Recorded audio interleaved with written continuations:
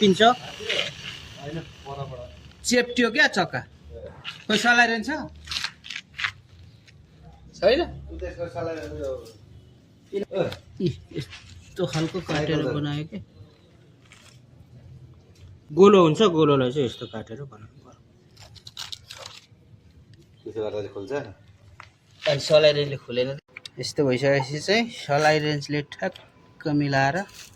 राखेर तलपट्टिको लक लगाएर चाहिँ स्वाट्टै घुमाउनु पर्छ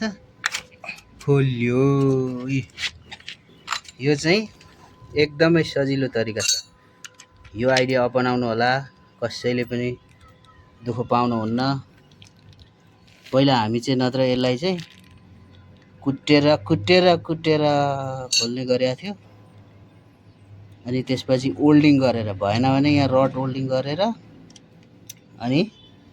घुमाउँथ्यौँ त्यसले एकदम समस्या हुन्थ्यो यो चाहिँ मैले आफ्नै चाहिँ एउटा आइडिया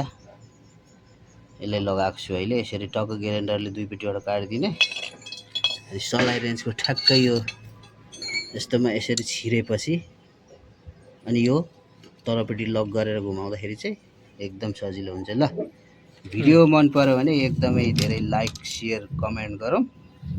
यस्तो आइडिया अझै छ मसँग अझ अरू आइडियाको लागि अर्कोचोटि म टाली काट्दाखेरि लाइक कमेन्ट गर्नु टालीहरू काट्नु पर्यो भने हामी चाहिँ त्यो काठहरू गेड्दाखेरि चाहिँ अब जस्तै यो पत्तीले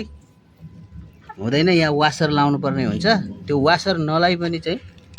काट्ने खालको चाहिँ मसँग एउटा आइडिया छ त्यो पनि म तपाईहरुलाई बताउने छु है त।